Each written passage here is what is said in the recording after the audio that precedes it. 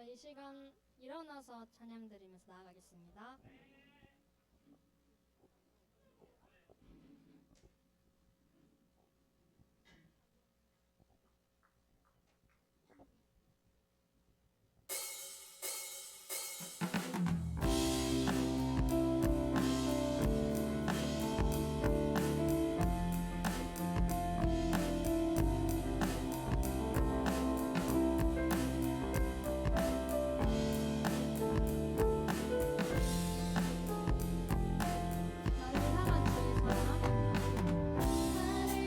주의 사랑 산과 바다에 넘치니 내 마음 열 때 주님 나에게 참 잘 주셨네. 내 진리 속에 거하며 나의 손을 높이 들고 언제나 주님의 사랑을 노래하리. 나를 향한 주의 사랑 산과 바다에 넘치니 내 마음을 열 때 주님 나에게 참 잘 주셨네. 진리 속에 거하며 나의 손을 높이 들고 언제나 주님의 사랑을 노래하리. 주의 사랑 노래하리라. 영원토록 노래하리라. 주의 사랑 노래하리라. 영원토록 주의 사랑 산과 바다에 넘치니 내 마음 열 때 주님 나에게 참 잘 주셨네. 내 진리 속에 거하며 나의 손을 높이 들고 언제나 주님의 사랑을 노래하리. 주의 사랑 노래하리라. 영원토록 노래하리라.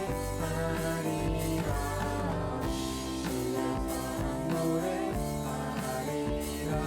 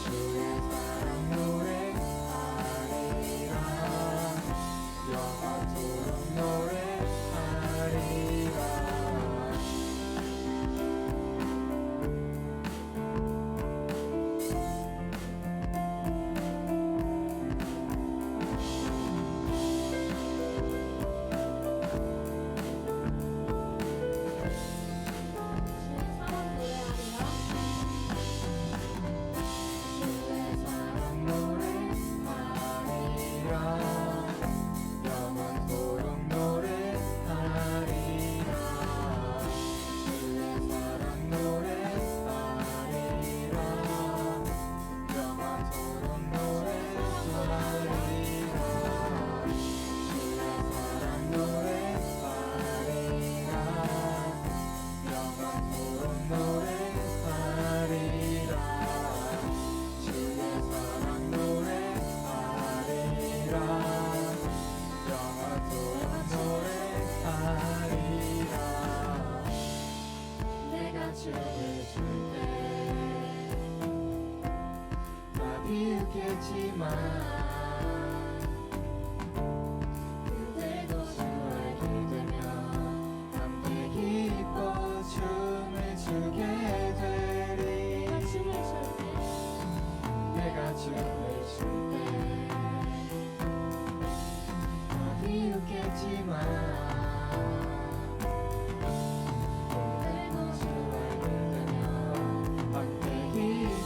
춤을 추게 되리.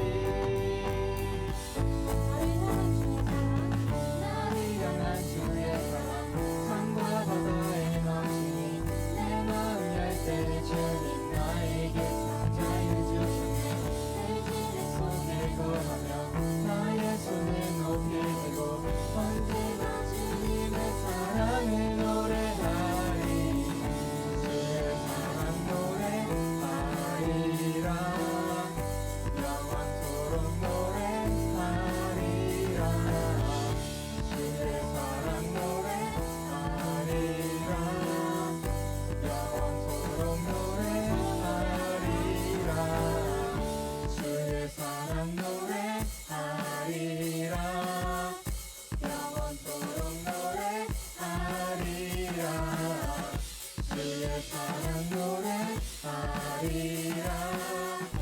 영원토록 노래하리라 주의 사랑 노래하리라 영원토록 주의 사랑 노래하리라 영원토록 노래하리라 주의 사랑 노래하리라 영원토록 노래하리라 주의 사랑 노래하리라 영원토록 노래하리라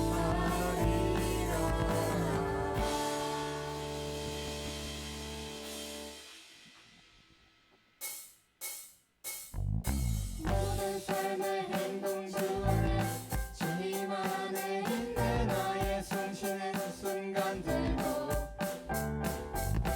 내 모든 삶의 걸음 주 안에 내 길도 주 안에 나의 숨쉬는 순간들도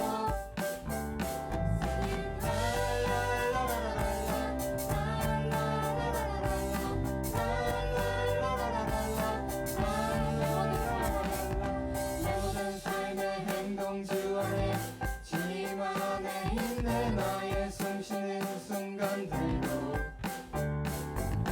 내 모든 삶의 걸음 주 안에 내 길도 주 안에 나의 숨쉬는 순간들도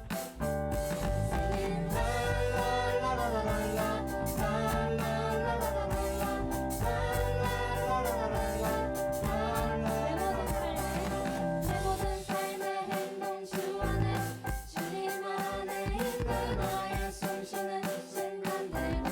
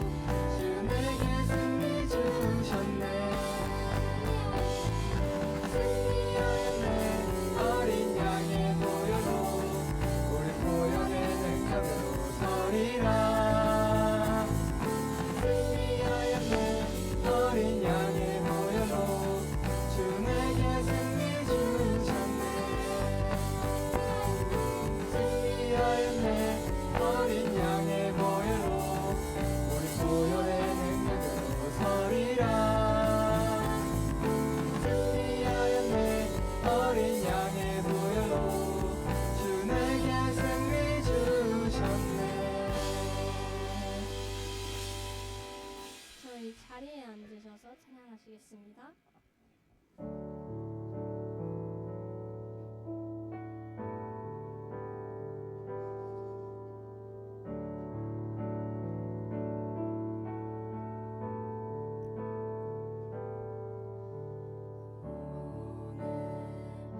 우리 삶에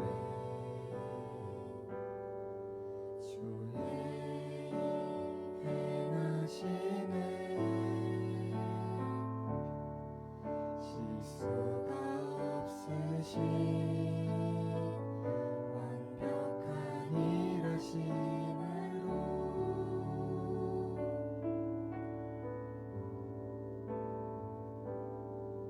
마침내 그날에 주 약속 이루시네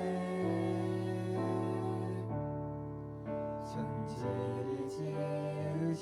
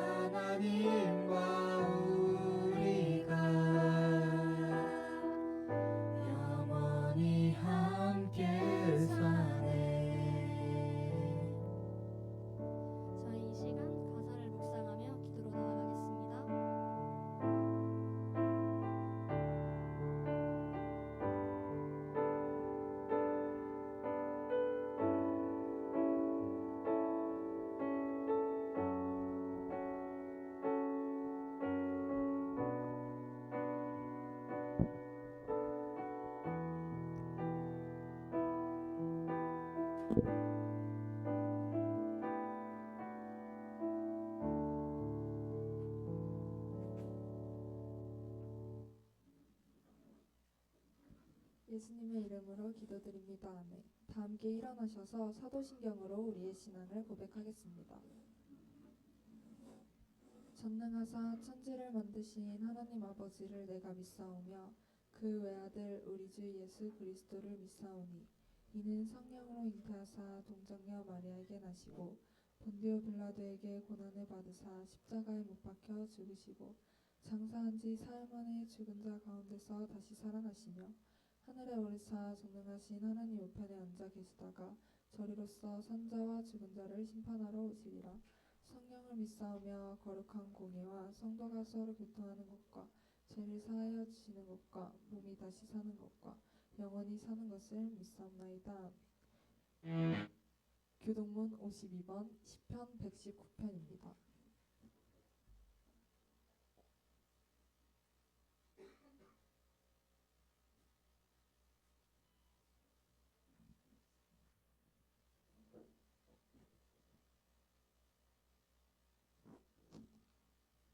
교동문 52번 시편 119편입니다.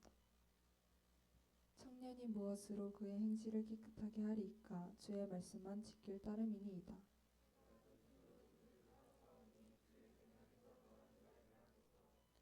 내가 주께 범죄하지 아니하려 하여 주의 말씀을 내 마음에 두었나이다. 내가 주의 법도들을 작은 소리로 읊조리며 주의 길들에 주의하며 주의 법이 나의 즐거움이 되지 아니하였다면 내가 내 고난 중에 멸망하였으리이다.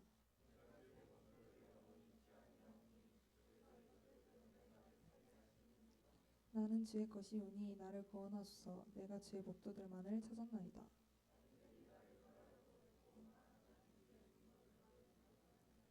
내가 보니 모든 완전한 것이 다 끝이 있어도 주의 계명들을 심히 넓으니이다. 내가 그것들을 종이 잔소리로 읊조리니.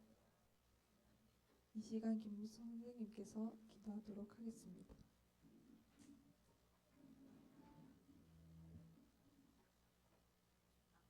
기도하시겠습니다.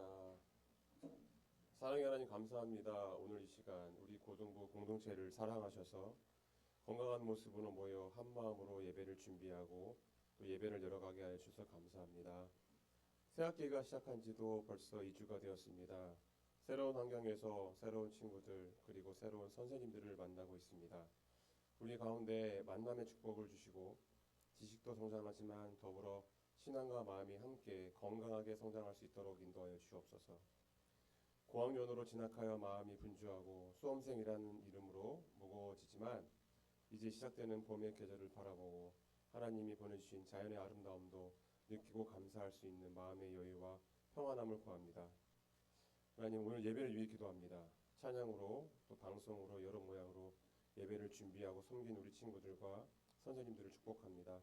그리고 오늘 말씀으로 준비해 주신 강도사님께 고등부의 사랑하는 마음으로 가득하여 해주시고 예배를 하나님의 시간이고 저희는 온전히 그 시간임을 고백하며 하나님께 드리게 하여 주옵소서. 우리의 마음이 열리고 말씀이 심어져서 자라나게 하여 주옵소서. 예배의 처음과 나중을 주님께 온전히 맡깁니다. 사랑하는 예수님 이름으로 기도드립니다.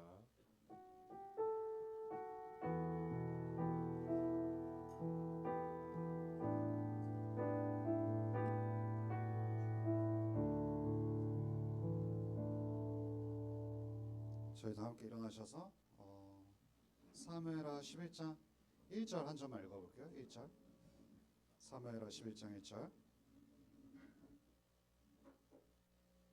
한 목소리 읽어보겠습니다. 그 해가 돌아와 왕들이 출전할 때가 되매 다시 요압과 그에게 있는 그의 부하들과 온 이스라엘 군대를 보내니 그들의 암몬 자손을 멸하고 라빠를 에워쌌고 다윗은 예루살렘에 그대로 있더라. 저희 함께 축복하겠습니다.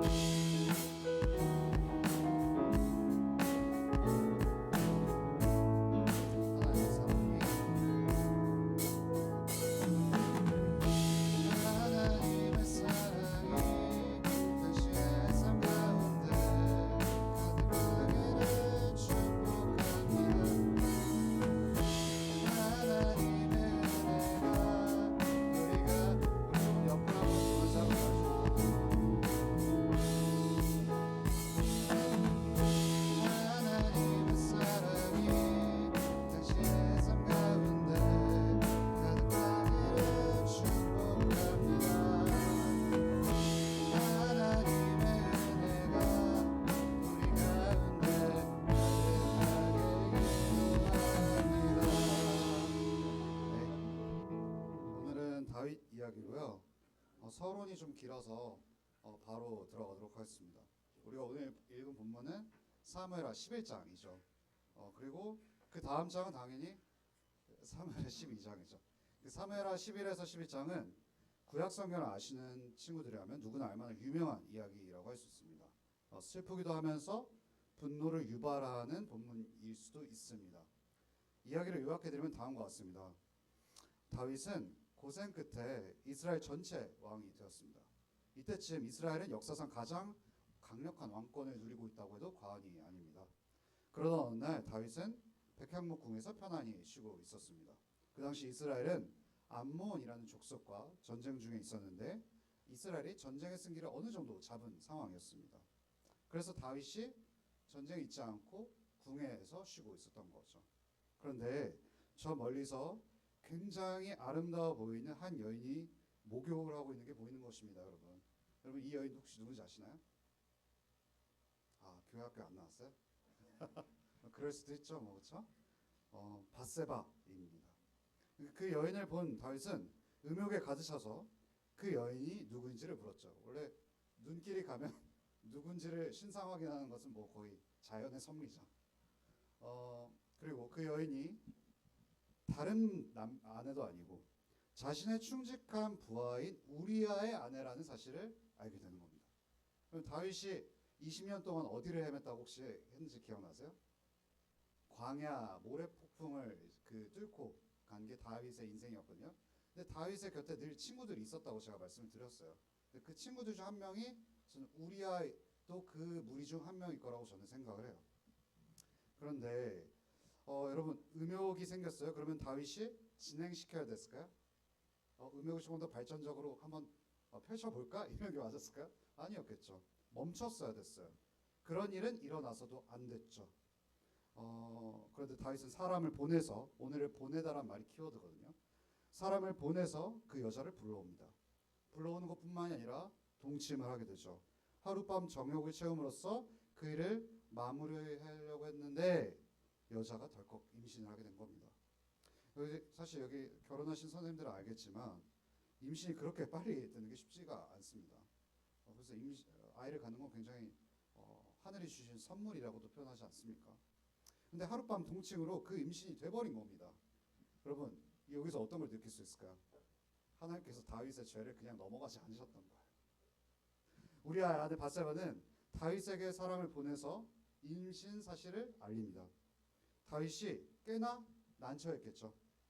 어쨌든 충직한 부하의 아내를 빼앗는 것은 다윗의 리더십에 큰 타격을 입힐 게 분명했고 우리아 입장에서도 배신당했다고 느낄만 했거든요. 그 광야의 모래폭풍을 뚫고 들어온 우리아가 친구인데 다윗을 더 이상 친구로 여기지 않겠죠. 왕이기 이전에. 어떻게든 다윗은 이 상황을 잘 수습해야 했어요. 그래서 전쟁에 나가 있는 우리아를 궁으로 불러들였어요. 그러니까 우리아를 바로 죽인 게 아니었어요. 일단은 서로 윈윈하는 방법이 뭘까라는 거를 고민했던 거죠. 그래서 전쟁에 나가 있는 우리아를 궁으로 불러들이고 전황이 궁금했던 거죠. 전쟁이 어떻게 돌아가니 하면서 이것저것 정황을 물어봤어요. 그러다가 이제 나하고 용모가 끝났으니 좀 전쟁에 바로 돌아가지 말고 집에서 좀 밧세바랑 쉬다가 이렇게 얘기한 거예요. 피곤하잖아. 좀만 쉬다 갑시다. 이렇게 된 거죠. 왜냐면 그때 집에 가서 우리아가 밧세바와 자면 자기 아내하고 당연히 동침할 거고 아내가 아기를 낳으면 그건 네가 전장에서 왔다가 잠깐 들러 아내가 동침해서 낳은 네 아기라고 말할 수 있는 근거가 생기거든요. 그러니까 다윗의 아기가 아니라 너 잠깐 와서 쉬었잖아. 너의 아들이야 라고 말할 수도 있는 거예요. 그럼 그때가 지금만큼 뭐 이런 가정의학과 뭐 예를 들어서 갑자기 그게 생각이 안 나네요. 산부인과 시스템이 잘 발달돼 있었을 것 같아요. 그러니까 누구 아이인지 확인할 길이 없다고요. 그래서 우리아가 자기 집으로 돌아갈 때 다윗은 많은 음식을 딸려서 보냅니다. 음식을 먹으면서 여러분 정신도 알딸딸하게 만들려면 뭘 먹어야 될까요? 술도 좀 한 잔 걸쳐야겠죠. 술 먹으면 기분도 좋아질 테니 아내하고 동침하고 뭐 이런 작전을 펼쳤던 거예요, 다윗이. 그런데 우리아는 다윗이 생각했던 것보다 훨씬 더 충직했던 사람이었어요.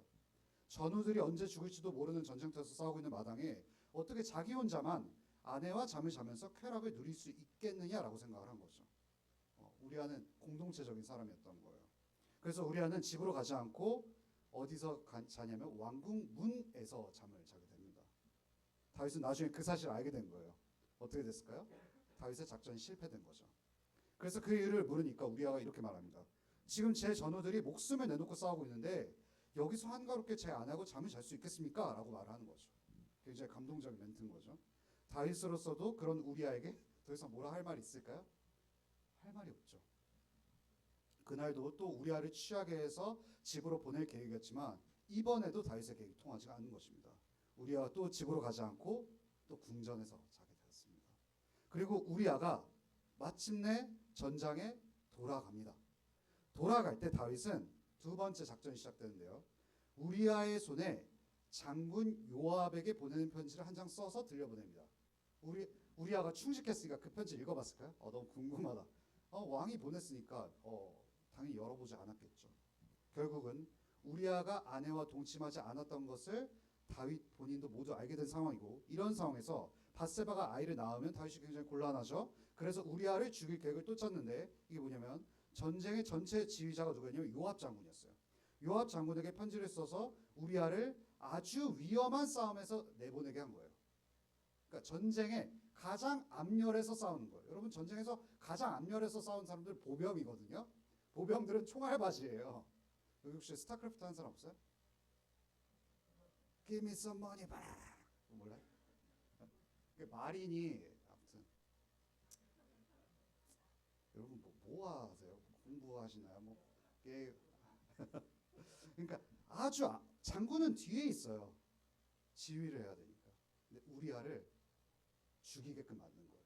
다윗이 손쉽게. 사울이 다윗을 죽이려고 할 때 썼던 작전이 똑같이 다윗이 써요. 그토록 다윗이 원수라고 생각했던 사울이 자기 했던 짓을 똑같이 보고 배워서 한 거예요. 자기는 안 할 줄 알았는데. 다윗은 사울의 모략 가운데서도 하나님의 은혜로 살았지만 다윗의 계략에는 우리아는 다윗처럼 생명을 보존하지 못했어요. 당연히 죽었겠죠. 우리아는 결국 암몬 자손의 손을 잔혹하게 살해당했고요. 그리고 그 모든 것이 끝난 것 같았어요. 우리아가 죽으면 모든 일이 다 은폐될 수 있는 절호의 찬스였던 거죠. 우리아는 죽었고 다윗은 자연스러운 수순으로 밧세바를 아내로 맞이하게 됩니다. 이제 행복하게 사는 일만 남은 듯 보였어요. 그리고 밧세바가 아기까지 낳게 돼요. 아기를 낳는데 최소 9에서 10개월이 걸리게 다윗은 그동안 아무 일도 없이 행복하게 시간을 보냈을 것이에요. 시간이 얼마 지난지 궁중선지자로 보이는 나단이란 사람이 다윗의 죄를 지적하고 다윗은 회개하게 됩니다. 나단은 다윗과 복음과 말씀을 나누는 친구였을 확률이 굉장히 높다는 게 제 생각입니다. 이게 전체 이야기입니다. 제가 다윗은 이 사건 하나를 통해서 10계명 중 절반을 어기게 됩니다. 여러분, 7계명이 뭘까요? 너무 어렵죠? 우리 3주에 걸쳐서 나왔는데 간음하지 말라 했죠. 다윗이 누구를 범했죠? 밧세바를 범했어요. 7계명 어겼습니다. 6계명은 뭘까요? 살인하지 말라거든요. 누구를 죽였죠? 자기 친구를 죽였어요. 여기서 멈춘 게 아니라 음모를 만들었죠. 밀서를 만들어 버렸단 말이에요. 거짓을 만들어서 그것도 이방인 손에 잔인하게 죽이는 모사를 선택했고, 그리고 그 모든 과정에서 거짓말했기 때문에 9계명도 어겼어요. 거짓 증거하지 말라. 그리고 또 있는데 남의 아내를 탐했기 때문에 내 이웃의 집을 탐내지 말라는 10계명도 어기게 된 겁니다. 그리고 6에서 10계명을 어긴 거거든요. 절반을 그냥 어긴 거죠. 죄는 연쇄작용이란 게 있어요. 우리가 죄를 하나 저지른 거 같잖아요. 그럼 딸려오는 부산물들이 너무 많아서 여러분, 눈이 밑에 산 위에서 굴러면 어떻게 돼요? 엄청나게 커지죠. 죄는 이런 특성을 갖고 있어요. 그리고 사실 이 모든 게 어디서부터 출발되냐면 제 첫 번째 계명 1계명도 어긴 거예요. 나 외에는 다른 신을 내게 두지 말라는 거죠. 뭘까요? 다윗이 신이 되려고 했어요. 이 모든 과정을 컨트롤하려고 했어요. 조작하려고 했고요. 하나님만 할 수 있는 모든 일들을 다윗이 하나님의 자리를 차지하는 일을 범하게 된 거죠. 내가 모든 것을 판단하게 된 거예요. 여러분, 우리가 어떻게 죄를 저지르게 되는 걸까요? 사무엘하 11장 1절 한번 같이 읽어보겠습니다. 좀 시작. 그 해가 왕들이 출전할 때가 되매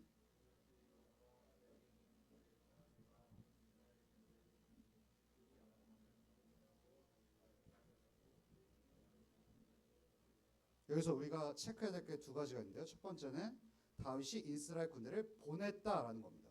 오늘 키워드가 뭐라고요? 보냈다라는 거죠. 그리고 두 번째는 다윗은 보냈지만 예루살렘에 그대로 있었다라는 게 오늘의 중요한 내용입니다. 이게 지금 한글 성경으로 보면 잘 안 보이지만 원문이 히브리어 성경을 보면 여러분 1절에 다윗은 예루살렘에 그대로 있더라라는 말 앞에 접속사가 하나 생략이 됐어요. 뭐냐면 그러나라는 거예요. 그러나. 그럼 그러나 접속사가 좋은 분위기를 연출하는 접속사일까요? 뭐 굉장히 부정적인 거를 지금 사무엘서 저자가 말하려고 하는 거거든요. 히브리어로는 여러분 뒤에 있는 그대로 있었더라가요. 어떻게 되냐면 원문은 그냥 앉아 있었다 이렇게 말해요. 조금 더 역동적이죠. 그냥 있는 게 아니라 서 있던 것도 아니고 앉아 있었던 거예요.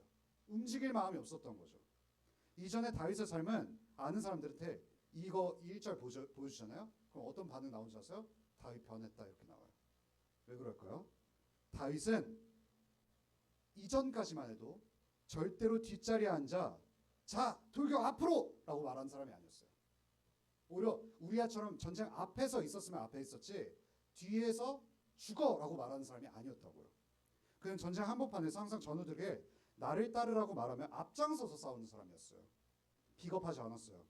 다윗은 정말 작고 아무것도 아니었을 때 가장 힘이 없을 때 가장 강했어요. 그게 어디서 증명되죠? 골리앗과의 전투요. 가장 강한 상대 앞에서 그는 여호와 하나님을 의지했기 때문에 가장 강했던 거였어요. 근데 가장 지금 어떤 시점이에요? 가장 강력한 권한과 왕권을 갖고 있던 시점이죠. 지금은. 근데 지금 가장 비겁해요. 그냥 앉아 있을 뿐인 거예요. 서 있지도 않아요. 그래서 사무엘하 저자가 다윗의 비겁함을 표현하기 위해서 그러나 다윗은 앉아 있었다라고 말을 하는 거예요. 나아가 11장 전체를 통해 사무엘 저자가 이 똑같은 단어를 여러 번 반복하는데요. 맛배기로 11장 3절부터 5절만 한번 같이 볼게요. 좀 시작. 다윗이 6절까지 읽을게요.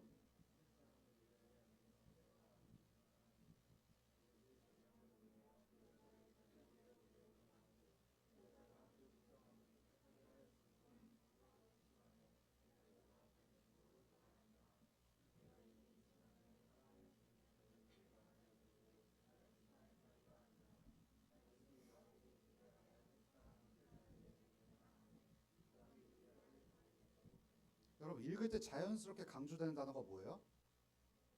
제가 밑줄을 쳐드렸잖아요. 그렇죠? 보내다라는 단어예요. 보내다. 본문 전체에서요. 여러분 지금 우리가 6절까지만 읽었잖아요. 총 몇 번 등장하지 아세요? 보내다라는 단어가 14번이나 등장을 해요. 사무엘서 저자는 다윗이 보냈다라는 말을 왜 이렇게 강조하는 걸까요? 다윗이 계속해서 앉아 있었기 때문에 그런 거예요. 움직이지 않았어요. 그러면서 계속해서 누군가를 보내고 시키기만 해요. 다윗이 누군가를 시켰다는 것 자체가 잘못된 거 아니에요. 왜냐하면 다윗은 왕이었기 때문에 명령을 내릴 수 있어요. 하지만 사무엘서의 저자가 이 말을 반복해서 쓴 것은 다윗이 앉아서 모든 걸 시키기만 하면서 사람들을 통제하는 그 즐기는 위치에 취해 있었다는 거예요. 내가 신이 된 것 같아요. 모든 상황을 목동때와는 다르게 조작할 수 있거든요. 그의 마음에 그 모든 것들을 즐기고 있다라는 이 상황을 강조하고 싶어서 보내다라는 말을 14번이나 강조한 거예요. 그래서 유진 피터슨이라는 아저씨가 이런 표현을 했어요. 이 보내다라는 동사에 대해서 다음과 같이 이야기했는데요.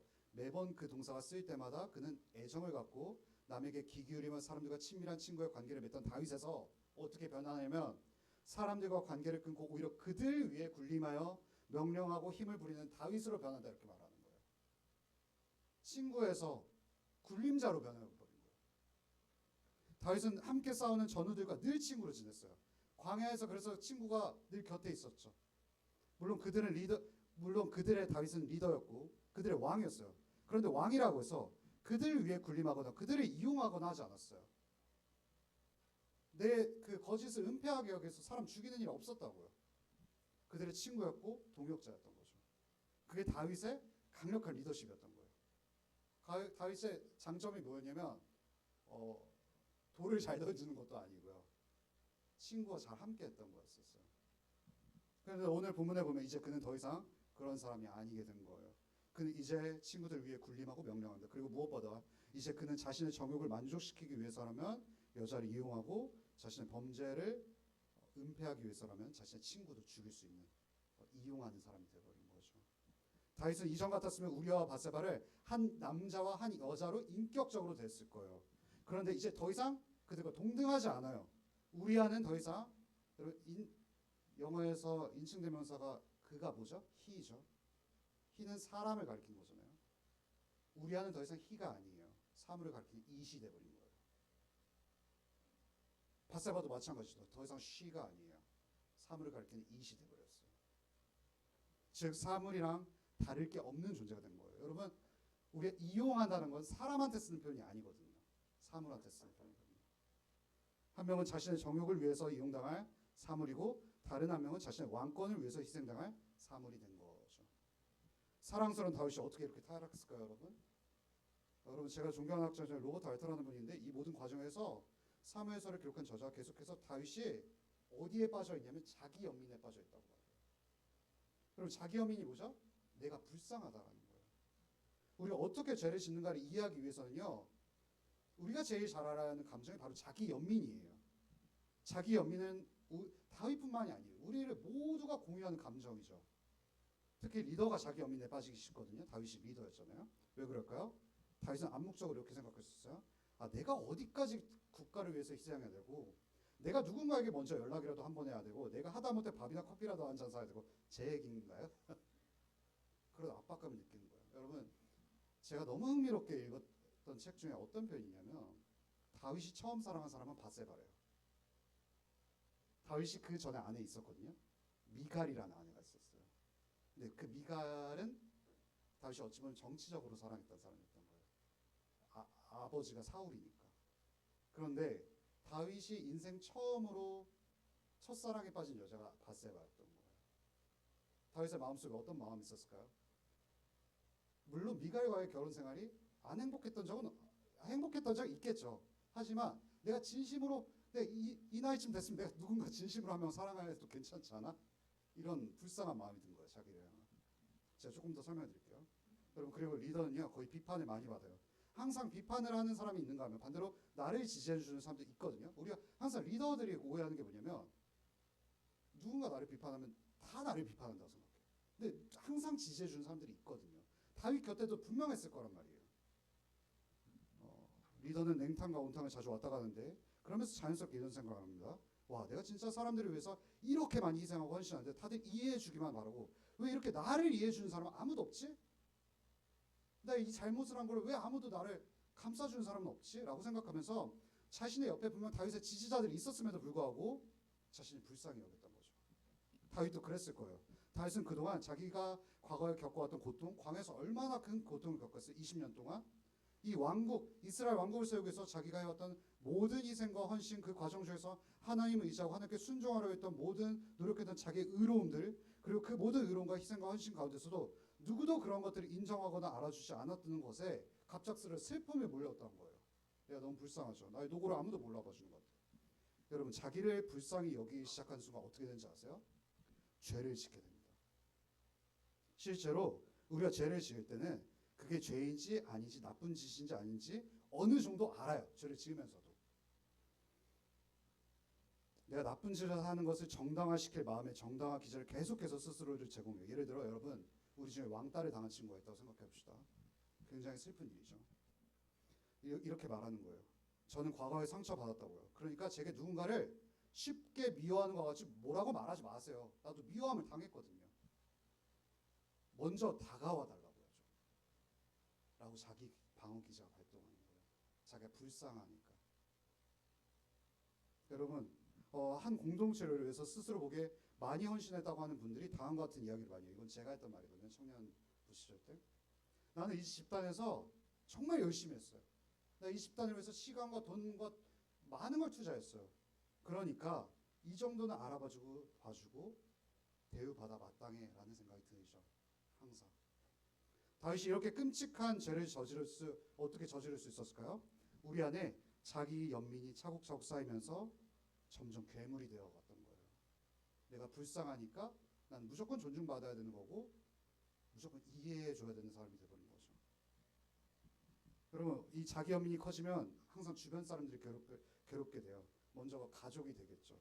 내 가까운 사람들은 나를 위해서 좀 희생하는 것이 마땅이라는 마음도 생겨요. 여러분, 그렇다면 다윗은 자기 연민으로 인해서 내가 불쌍하고 내 그토록 많은 공을 세웠는데 이 하나 안에쯤은 탐할 수 있는 거 아닐까라는 마음에서 죄를 지었단 말이에요. 그럼 여러분, 우리는 이러한 자기 연민 속에서 어떻게 해방될 수 있을까요? 마가복음 10장 45절 한번 읽어볼까요? 10장 45절 지금 시작. 인자가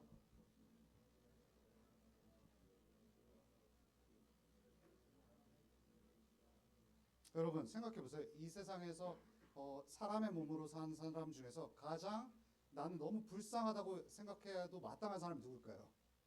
아마 예수님이었을 거예요. 예수님이야말로 자기 연민에 사로잡혀도 아무도 뭐라 할 분이 없었죠. 그분 십자로 가실 때 그분은 잘못한 게 하나도 없었거든요.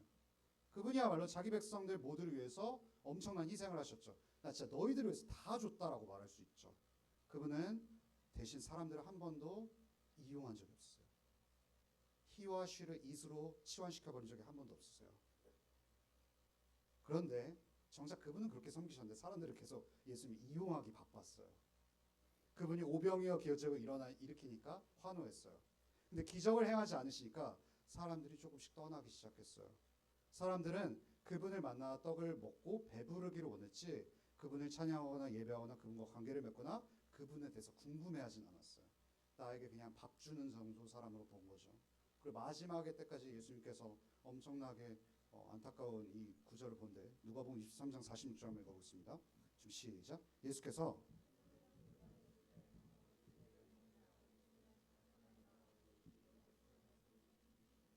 여러분 그렇게 환호했던 무리들이 십자가 갈 때쯤이면 완전 거의 다 떠나요. 예수님께서 얼마나 이렇게 생각할 수도 있잖아요. 진짜 내가 너희들을 어떻게 해줬는데 너희들 나한테 이럴 수 있냐.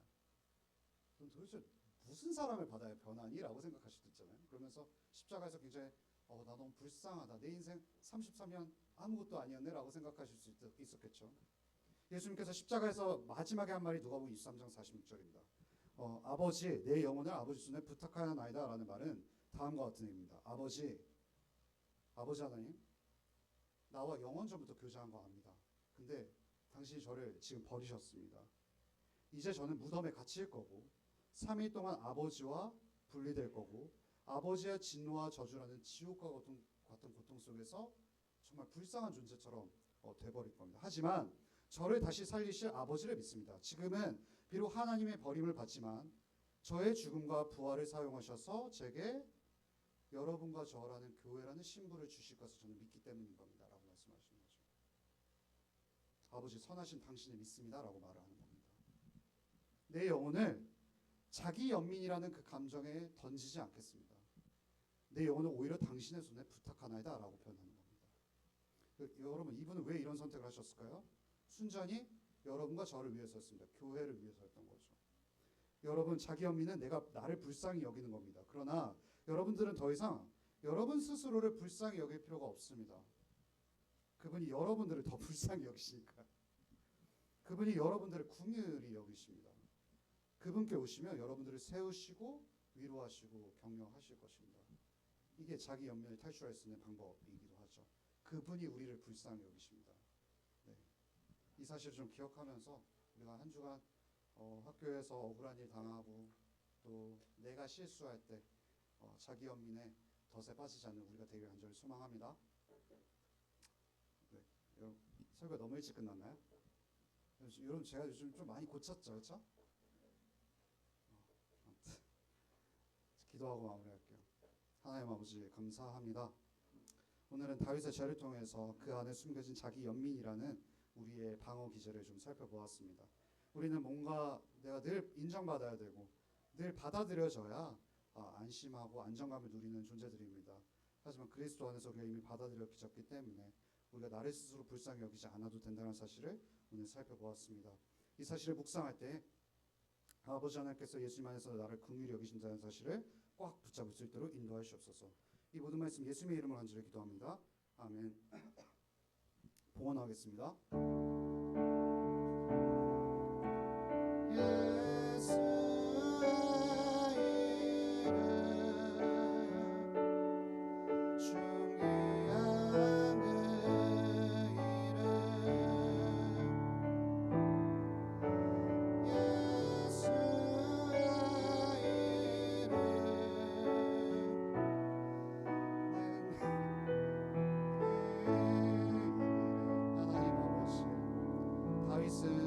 사람을 이용하기 위해서 보냈습니다. 하지만 아버지 하나님께서는 우리를 자기 연민에서 구원하시려고 예수님을 보내셨습니다. 사람을 이용하지 않고 사랑하시는 그 보내심을 우리가 기억하면서 헌물을 드렸습니다. 하나님께서 기뻐 받아주시고 하나님으로 영광 받기를 간절히 소망합니다. 이 모든 말씀 예수님의 이름으로 간절히 기도합니다. 아멘. 여러분 저희 광고가 뭐 특별한 건 없고요. 저희 기도학교 그 뭐죠? 랑 고민하지 마. 이거 1시 반에 있습니다. 1시 반에 있고 제가 2시 반에 거의 공무원처럼 제가 맞춰드리죠, 그렇죠? 그래서 1시 오늘 주제는 난 내가 언제 가장 불쌍했느냐, 약간 자기 연민의 감정에 대해서 좀 나누려고 합니다. 그러면서 나는 이 감정으로 인해서 좀 고통스럽습니다. 뭐 자기 연민뿐만이 아니라 내 이 감정이 나를 괴롭힙니다. 약간 이런 거를 좀 나누려고 하거든요. 그래서 오늘 적용 질문을 선생님과 잘 나누시기를 간절히 부탁드립니다. 저희 주기도분하고 오늘 예배 마무리하겠습니다. 하늘에 계신 우리 아버지여, 이름이 거룩히 여김을 받으시오며 나라의 임하옵시오며 뜻이 하늘에서